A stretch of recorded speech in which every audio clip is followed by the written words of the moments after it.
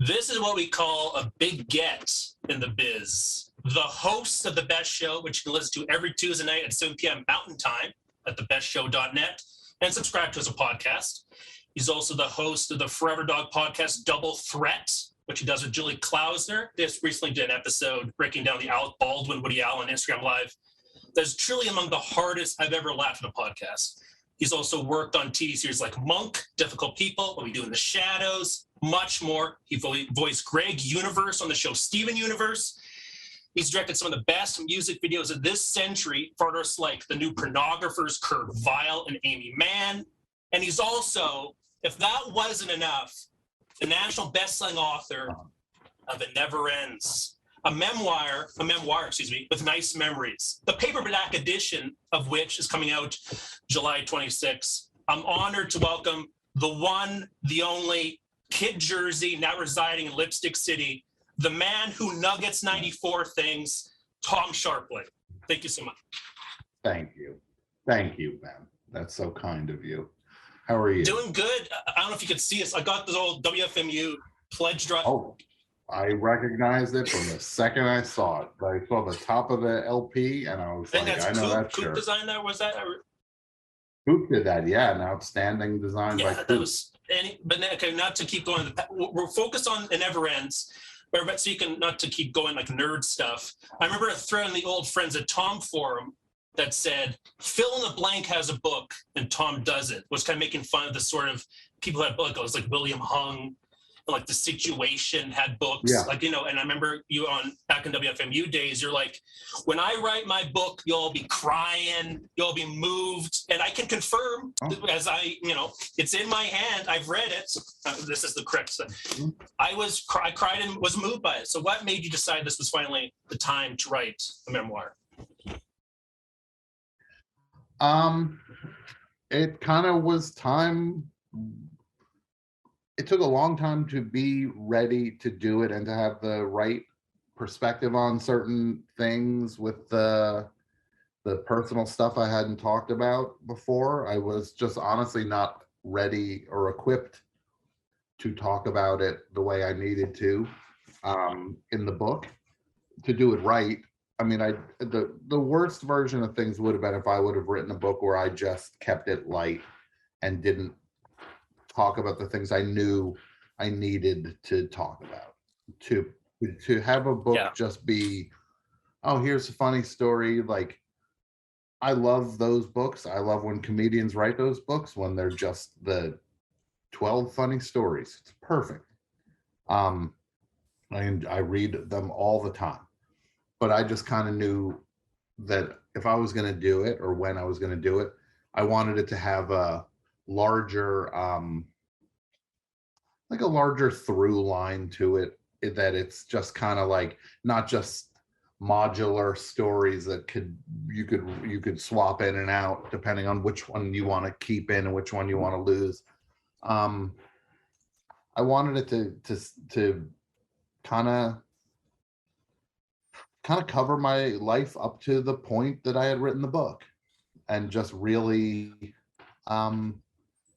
just do it right. And it just took years to be ready for it, and I just could not have done it the way it should have been done until it's weird how it worked out like that, but it totally did. Like, one of the things that's always drawn me to your work, and it definitely comes in the memoir, is like how honest and personal you are. Like, I always feel like on the radio, it's like when you have a triumph, like you can hear it on air. And like, for example, like when you're frustrated, like when that bum Tommy Stinson bails on you, like, you know, but then that made for like credible radio, like one of the all-time best shows in my opinion.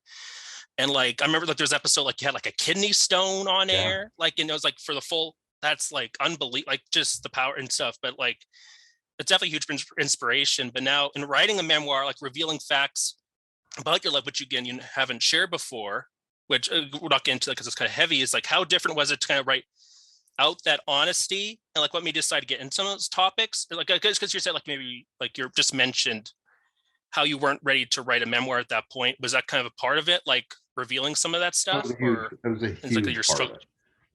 It was probably most of it was just that I had these I had mental health stuff as a teen and beyond, and just the amount of the degree of it was pretty severe.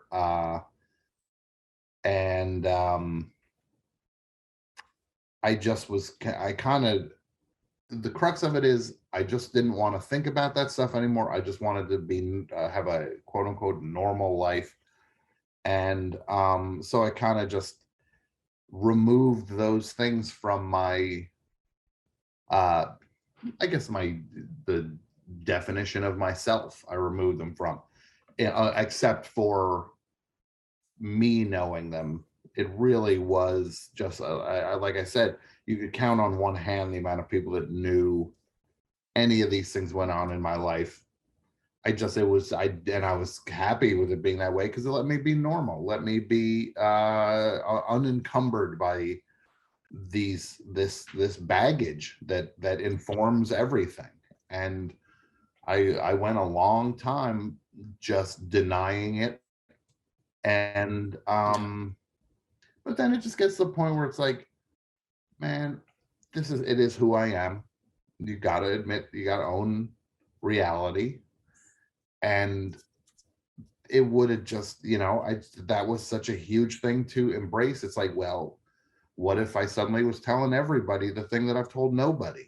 And that's what I did. And it was so scary, but so liberating. And it was the absolute right thing to do, even if on certain days I'll just be like, man, what was I doing with that? I don't have to do all that stuff. Right. But I'm glad I did. And it's also kind of, there's a part of me that I guess I will equate it to when Led Zeppelin did Led Zeppelin 4, and I am absolutely comparing my book to Led Zeppelin 4 because I get, so many people are like, well, they'll be like, well, I'm comparing my situation to like when Orson Welles was doing things, but of course I'm not comparing myself to Orson Welles. But no, I will compare myself to Led Zeppelin. I will own it. Please. I'm putting myself all the way up there the way they are.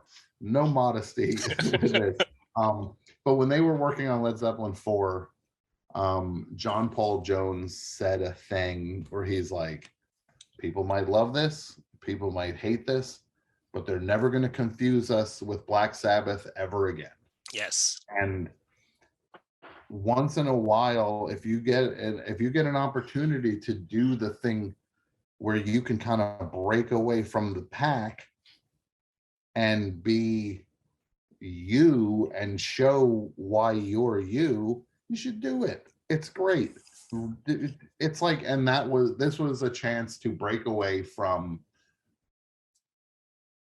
so many other podcasters who just like, comedy podcasts are light and fun, and I love them, and I've been doing one forever. So I get it, but I wanted to just bring some new tones to the mix, because it's undeniably who I am.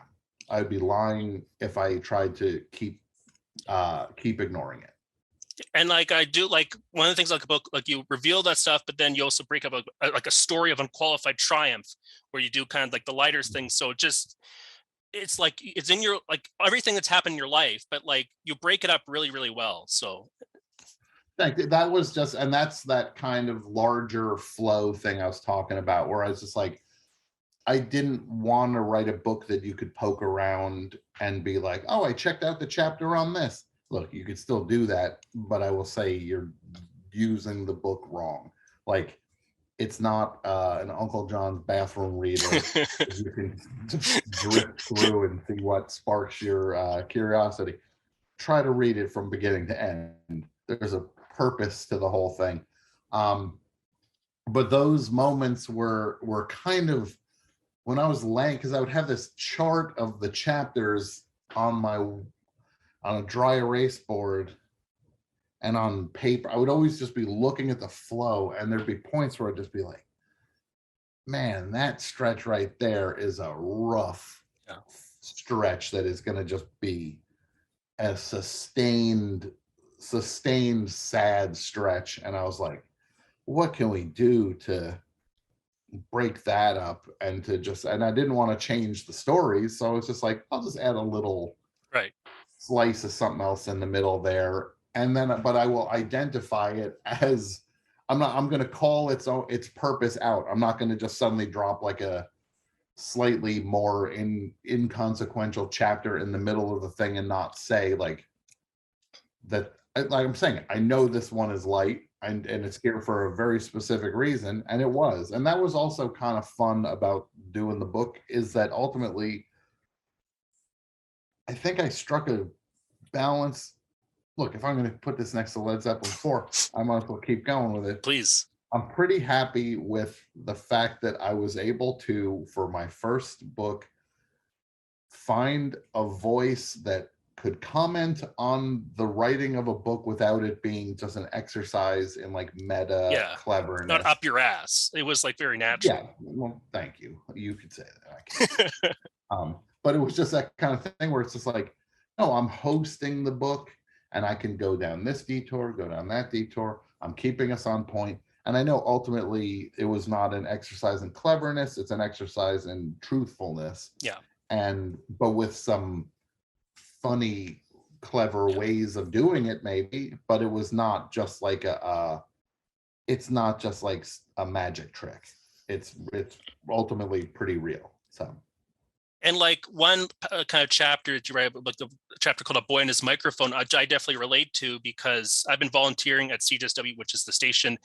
And like, this is going to be part of actually first episode of an overnight show I'm doing. And you talk about how when you first started in WFMU, you have a passage here, an overnight show meant broadcast from 2 to 6 a.m., which is actually a pretty amazing time slot, because whoever is out there is listening really appreciates you being there. They need someone to help pass the night to make them feel a little less alone. You talk about how radio is a powerful medium. And like that, like just like that definitely hit. And just, I don't know my point. It's like just like some of those early WFMU experiences, like from, because I mean, as listening to as a fan, and now like I'm in it kind of like doing some, like on a much smaller scale, obviously, but just, I don't know what I'm saying, but just that really related to that song. Well, what the act of doing radio is so exciting, and it's so undeniably thrilling to be doing something live. Yes. And to just be without a net, and you're not going back and cleaning it up later or putting your best foot forward, or these 5 minutes were boring so I'm cutting it out, or sink or swim, you're doing it in front of people. And conversely, when you stumble upon something or you deliberately craft something and it works, it's like the biggest rush imaginable. It's just yeah, that's the appeal. So and those every type of time slot has its own appeal. Yeah, because you're doing it for the world. And those overnights are I love them. Those overnights were so much fun because you could just feel the shift. Even though you can't see or hear the audience, some part of it you can feel it shift, and you know that you're playing to a different different crowd, and different people's heads are in a different place. Just amazing. Just the best. And there's another thing, like you've said on the show before, but like you kind of revealed, not origin story sounds whatever, just a piece of advice you got when you're working at the sheet music store, and like it's always stuck with me. And just reading this, so I'm just going to read this excerpt because I think it's worth for people. So what Jim interrupted me, this is your boss, said, ideas are cheap, and if you just talk about what you're going to do, you'll never do it. The only thing that matters are the things you finish. So just pick one thing and finish it. And you mentioned saying that's resonating with me so many parts of my life, and kept me on a productive artistic path. And I think like when you because you've said that on the radio over the years, and just to kind of, one of the most, like, for doing artistic stuff, it's definitely kept with me, because it's like if you talk so much and feel like the art of doing it, and just It's I mean and it's like, on paper I would not have thought that I would have gotten these these things that would have just translated and applied to every other part of my life. I didn't think I would get them when I worked at the music store, but I did. And it's just kind of a good reminder that you don't know where things are going to come from, and that there is no high or low ultimately in the scheme of things, if that makes sense. Yeah. Like, you just have to be, have your antenna up. Yeah, for sure. So because the paperback edition again is out July 26th, and I think you've mentioned like you've written some new stuff for that. What can we expect in? Yeah. Well, this is the paperback. Here it's pink now. Oh, lovely. Pink. Awesome. Yes. Which I will tell you this, I've told nobody else this. Pink is the original color I wanted for the book. Yeah. And they were not so into it, but now they're into it for the paperback. So whatever it is, I got what I wanted. No, but I love, it's exciting. Oh, I'm sorry. Were you asking something about the paperback? Like you, I think you've mentioned on like recent best, like you might have written some new things for it, or. Yeah, there's a new chapter, which is kind of about the book. Again, like it's almost like if the book is about the hardcover is about writing, the process of getting ready to write a book, the chapter is about having written a book, like what that experience was like, the aftermath of it. Yeah, I did that. And then there's an illustrated section that's like one of the chapters, the Billy Joel chapter has been illustrated, and awesome. And by Nathan Gilgood, a very talented guy, and that's in there. And also just for people who, if somebody's like shaking their fist at this now, saying like, I bought the hardcover, and now you're adding things to the paperback. It's like we'll put the new chapter and that stuff will be on the website. It was just done as a way to just do some extra stuff because I had the opportunity to do it, but I'm also not here to penalize anybody that bought the hardcover and be like, oh, well, you get more if you buy the paperback. It's like I'm not. This is not a chance for me to squeeze extra money out of people who are kind enough to buy the book once. But again, I will say though, you are absolutely allowed to buy both if you want. If you want the paperback, I'll even lift the restriction. You can buy as many copies of the paperback as you want. Yeah. Unlimited quantities are available to you. No limit. You want to buy 30 copies, you buy 30. We will allow it. I mean, for that pink cover alone, like you need to have that pink cover. I didn't want to say it. Thank you. I think you need to buy 5 copies. Yeah. Right off the bat, just because of the pink cover. It's the hardcover's got a beautiful red, but then you got a beautiful pink, and then it's just, works. Well, here's a little trick too, Ben. If you have the hardcover there, right? You have the hardcover. We sure do. Take that dust jacket off. Oh, I see. There's a pink. That's how it was supposed to be. I see now. They were like, well, we'll do a pink cover underneath the dust jacket, and I was like, that's not a pink. That's a hidden thing for the weirdos like myself that read books. I don't even think it's weird at all.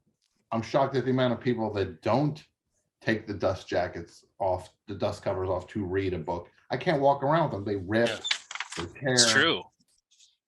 So that's actually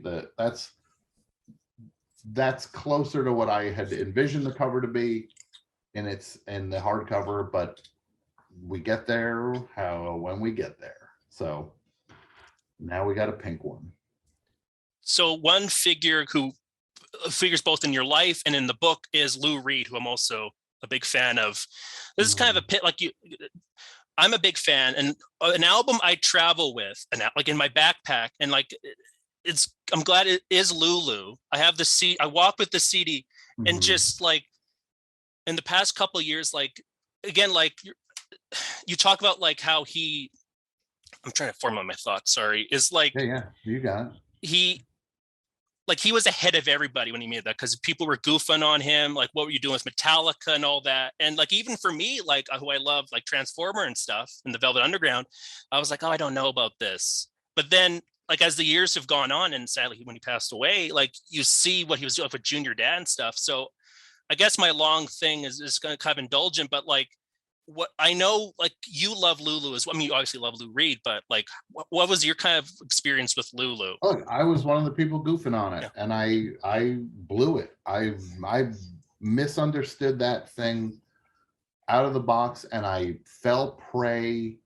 to the kind of the I don't want to say mob thinking, but Right. there was definitely everybody got the green light to make fun of it, and everybody did make fun of it, and everybody was wrong, because he was basically saying goodbye with this album. Yeah. And it's the most, when you listen to it knowing that, you're like, oh my God, this guy was so far ahead of us. Yeah. That's you. Oh, thank you. He was so far ahead that he knew how to kind of phrase his exit. Yeah. Artistic and literal exit. And it's just an album that it taught me something, to not just to think twice before just jumping in on the dog pile. Yeah. That is very easy to participate in, and very satisfying to just let a target that everybody else is kicking to just start kicking it also. Yeah. Look, I might, if there's a thing like that, I might think twice and then just make sure I feel that way, and then I would join in also if I think it deserves it. Of course. But I need to just give it some, especially, look, it's actually a slight embarrassment to me that I was so wrong on that one, because this guy had been so right for so long, and that I suddenly doubted that he knew what he was doing here is kind of embarrassing, to suddenly think I knew better than Lou Reed did. It's like, no, I didn't. And that was it's pretty arrogant and pretty stupid, and it kind of falls into just like Twitter bloggy, snarky thinking, which I definitely fall into that too, and I try to get out of that. We all do. We all struggle with it, and it's there. That's what social media allows you to do in a very painless way, but it just isn't. If you're going to start talking about art, the whole point of art isn't maybe that things don't make sense immediately. That's good art. Doesn't always make sense immediately. You got to give it some thought and see how you actually feel about it. Look, maybe I could have decided, it's like, look, I like 2 songs on Lulu, but I do think it's not there. He missed it. Right. But I didn't even give it a chance to do that. I just had Knives Out for it, and I had my own agenda with it, and it's slightly embarrassing. Yeah, like it took me forever to get like it, but now I'm so glad that it's like so like amazing, like, and but I definitely relate. So just again, not to, music related, patreon.com/thebestshow. You have the So Far series going to Crosby, Still, Nash and Young with you, Pat, AP Mike, and Dudio. You're going through that, and I know coming up you got Rubenesque, which is start going through the Rick Rubin thing. We're going to record that in a few weeks. I'm dreading that one.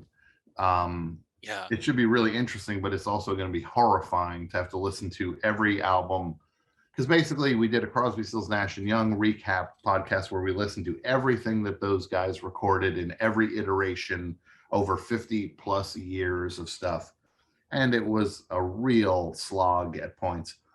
But now we're going to redefine what a slog can be by listening to everything that Rick Rubin produced. We are about to, I think we're going to have to do a capital S on slog. for that one. Oh my God.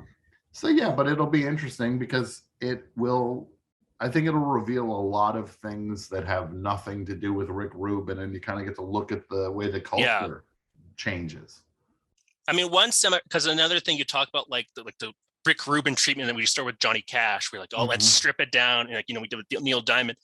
To me, the funniest example of him doing that from when I think he had like a Billy Corgan solo album, which like, and like, I like the Smashing Pumpkins are all right, but like, that's like a full band. You got like the great like shredding, and just like, no disrespect really to Billy Corgan, but like his voice in that kind of stripped down, just piano, acoustic guitar, like I remember I would try listening to it. It's just a bit hard to take a bit, but yeah, his voice might not favor the I think you're being very kind. He just he's good with a rock. Look, he's he's never been my guy, but there's great songs. It's undeniable. 1979's I do that at karaoke. Yeah, love it.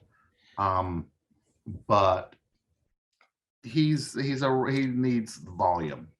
His thing fits volume. Yeah, it's like gentle Billy Corgan just doesn't seem right, or just like a thing, or just minimalist, I should say. Sure. So like, again, with the best show you conduct calls to John Worster, who, in case you don't know, is he plays in Superchunk, the Mountain Goats, Bob Mold's band, and he kind of he does characters and stuff. And like, I love the recent Mike and Baybridge series you guys have been doing. Thank you. This has been a lot of fun. And so this is kind of work, yeah. And this is kind of like, I don't know if this is like too inside or anything, but like one of the things, like he's been like basically like every week he calls in, and like I know he's like a touring musician, like always on the road, and like how like does it like is that why often his calls are earlier in the show in case he has a gig that night? I don't know if this sometimes sometimes it is. It depends on where John's at. Yeah, I mean, he's done calls from other countries, and he makes it happen, and it's unbelievable. I don't know how he shifts gears like nobody could shift gears. I wouldn't be able to do that. Suddenly be like blows me away backstage at a show and then be like, well, I'm gonna do this comedy thing, and then I'll go drum for 2 hours. There's only one of him, and he's just incredibly talented. Absolutely, yeah. And just the uninitiated, like these aren't just like quickie things. These are like 40-minute, like elaborate calls, and just to do that, then to maybe like drum for Bob Mould later that night or whoever is just crazy. It's incredibly impressive. And so I mentioned this at the top, like after the start of the pandemic, you and Julie Klauser sort of Double Threat, which I'm a big fan of as well. And just an unpaid shill, I'm a Forever Dog Plus subscriber, and having the video of you guys watching the clips just amplifies it. So I really, if you're a fan of the podcast, it's great to like interact with the clips. I mean, watch the clips along with you too. Yeah. That's been the fun thing to get to that place where, because I never wanted to do like video's never been appealing to me, because I grew up liking radio. I saw it as radio, and podcasting is just an updated reinterpretation of radio to me. But especially over pandemic now, this video element has just exploded, and it seems to be a pretty expected part of podcasting now. Right. And we do it on Double Threat. It's weird. I'm used to it. Best Show, we'll start to do more of it. We'll talk more about that. Yeah, like that'll be on the 24-hour show. We're gonna lay out a lot of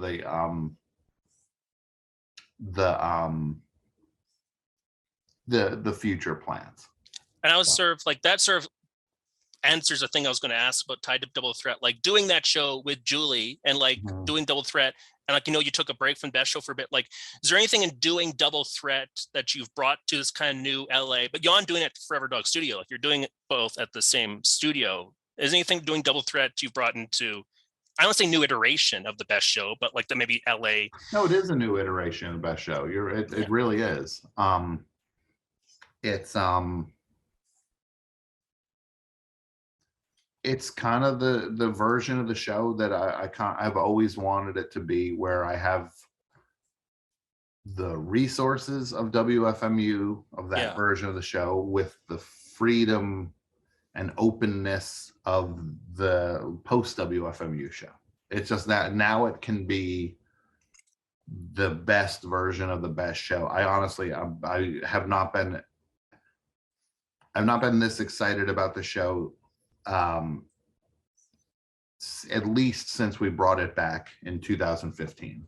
Like, this is just, there's a chance to really do something, and I just look at it as I'm not stopping anytime soon, but I do see this as the final form of the show, if that makes sense. Like, I don't know how to I wouldn't know how to reimagine the show again, because it's been a long time to get to this point, and it's all lining up the way I want it to, and I'm very excited about it, and I want to get everything I can out of it. And I'm just, it's the best place I've ever been with the show. Yeah, I can definitely hear that, because it's like you had like Islands do a live session, which kind of back to WFMU days, where you have like bands come in, like, and like having comedians, like, I know because you've had comedians like call in sometime, and you still do, but like having them in the studio again, like the WFMU days, like oh yeah, it's there's something electric, obviously, having them in person. I'm glad you feel that way. I'm very excited about that part of it also, because I want I just want to take advantage of being in Los Angeles, and that people can be close and just stop in and hang out, and then they live 15 minutes away. So I'm excited about every part of it. Yeah, I agree. And it's just, and again, double threat on Monday, best show on Tuesday. That's the beginning of your week sorted out for your entertainment. There you go. Exactly. You just got to get through the next 5 days, and another double threat will show up for you. Yeah. And you got Patreon stuff that might help, And so and that's again when we do the 24-hour show on July 26th. Yes. We'll talk about some of the plans for the Patreon and the show, and the things we're going to add. We'll talk about that during that. So yeah, I'm very excited for that. So I was going to say, like, what is 2022 like hold for your rest of you, but you've kind of elaborated, like, saying like the 24-hour best show that will kind of reveal this, and you got double threat live shows, I know, in the fall, which I'm, that's New York and LA, but I don't know what I'm saying, but just if any like, I won't say anything out, but that's so much. I don't know. That's I'm working on other stuff. I'm trying to figure a second book out. I have an idea for it, and I'm going to try to start that next month. Awesome. And it's going to take a while, but it's I think I figured out a really funny idea for a thing that isn't the classic second book. Yeah. So many of the second books are just like, here are my tweets. And you're just like, it's like, no, that's not a book. Those are still tweets. And like all like the dumb transcripts and stuff. Like I'm thinking of, like, not to evoke Dennis Miller here, but like when he did those rants. That's exactly where you start doing transcriptions of previous shows. Yeah. And it like the only person I think who pulled that off was I think Mark Maron pulled it off with his second, or no, it's his third book. Correct. And Mark and Brendan went through all the shows, and they created like they told a story with it, though. They just didn't say like, here's an excerpt from our conversation with Rob Reiner, and then it's just like and it just stands alone. It's not moving from person to person. There's a theme run. There was a journey for sure. It's a big journey, and it's a way to deal with, like, they could talk about themes, and you see how this person feels about death, and that person feels about death and failure. And I thought they did an excellent job with it. I agree. And also because there's like with WTF, like there was just hours upon hours upon hours of like interviews and just to kind of boil it down on the journey, as opposed again, like to goof on like Bill Maher and Dennis Miller, like these hacks, or just like to do like 20 episodes a year, if that. And it's like, yeah, here's some of that. Yeah, yeah, absolutely. Terrible. Or you get it. Yeah. So yeah, I don't want to take too much more of your time. I really appreciate this, Tom. This is like, I'll just brief, like first episode of the Best Show, listen to, not to really evoke the old, on the Special Thing forum, there was a Best Show thread, like, and John Glazer was going to be on that night, I think promoting Delocated 2009. And I hadn't listened to the show, and I was a big John Glazer, still am.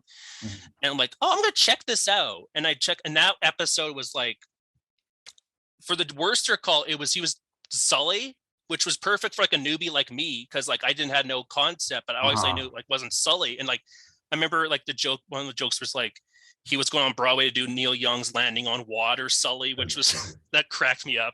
Like, that's so stupid. Oh my God. I don't know what are we doing here? I remember Glazer, like you did not. This is I'm so for goodness. I remember you like did this rip about like Dracula, like Drac search if Google was Dracula, and then somebody like, created Drac search. It's just like the audience. I will say one of the things that I might not be the biggest show in terms of audience size. In fact, I can say this: it isn't. Not that it might not be. It isn't. Like I don't know why I'm like. Who, it might not be this. It's like, no, it's far from the biggest show. But the audience engagement, I don't know anybody else who has had it as strong as I have for as long as I have. And it's just mind-blowing how people care, and it makes me care still, because it's not some big passive audience that can take it or leave it, and they just forget that they even have the show subscribed to, and they're like, oh, but they'll listen and they don't pay attention. It's like the audience engagement is just monumental, and the book was a huge validation of that. The fact that the book sold the way it did. And I just was blown away by it, and the publisher was blown away. They were just like, this is so unexpected, but I kind of did expect it because I know the audience. So I was happy and proud that everybody came out, but also I kind of knew it would happen, because that's how it's been for a long time. Like, to use like modern parlance, we're ride or die for you, Tom. Like, for everything you're doing. And you mentioned like it talks about the audience again, but you even go as a double threat. Like you mentioned, like you wanted David Mamet in like 2022, like New Year's glasses, and it happened. Later, I see the picture. I've seen multiple pictures of people change, because David Mamet wears these weird tight frames that are so extreme, and I was like, why not just go for it and just do New Year's Eve, Times Square, New Year's Eve glasses with the date on them. And then the second that episode went public, as soon as it was possible for somebody to have listened to it up to that point, like, because somebody made them. Like, they heard me say that, and then they're just like, got to get to work on that. Unbelievable. It just makes the whole thing so much fun. And one very brief double threat line that really made me laugh, just not to recite something, but we were talking about Michael Lerner and Barton Fink. You said he talks so fast he makes John Machetta sound like Joe Pera, which is thank you. Those are the ones. I'm glad I don't remember them sometimes, but they get put out there and hopefully they land somewhere. And clearly that one landed with you. You're the only person who has mentioned that to me. It found a home. So I'm glad you're the proud owner of that one. It like landed in a balloon in Calgary. It hit in Calgary. In case when you thought of that joke, like, oh, this is for Calgary audience. Send it on up. Yeah. So thank you so much, Tom. Just to remind people, It Never Ends, the paperback edition, July 26th, which is also again the same day as the 24-hour best show. And patreon.com/the best show, all that good stuff. Thank you seriously so much, Tom. This is an honor. Man, thank you so much, Ben. It's amazing. And I also will say, you want to know what my niche is? Oh yes. Well, yes. It's King Crimson is my niche. Robert Fripp just announced a tour. Yeah. He's going to be doing a spoken word tour in September and October. Oh, and it is not happening on the West Coast, but somebody is going to find their way to one of those shows somewhere. Yeah. I'm going to be one of the people that I think gets on a plane to go see a show, which I don't think I've ever done. So yeah, that's my niche. That's your niche. That's an amazing lifetime. It is a life's passion now. It is clearly has revealed itself to be that. So yeah, it might not mean anything to anybody else. It means a lot to me. Yeah. So. And definitely King Crimson, so much for your work, you reference. But yeah, that's yeah. I almost called the book "We Get It, They Don't." Yes. But I didn't. So yeah. So we've all got a niche. There's mine. Yeah. Yes, that is. What's your niche? And again, I'm on overnight, so like that's a niche audience in itself, Absolutely. Yeah. So, but it's a quality audience. Yeah. Seriously, thank you so much, Tom. I'm so nervous, sir. I thank you so much, Ben. Seriously, this has been so much fun. Oh, thank you so much, and have a great rest of your day. You too. I'll see you soon. See you. Right. Take care. Bye.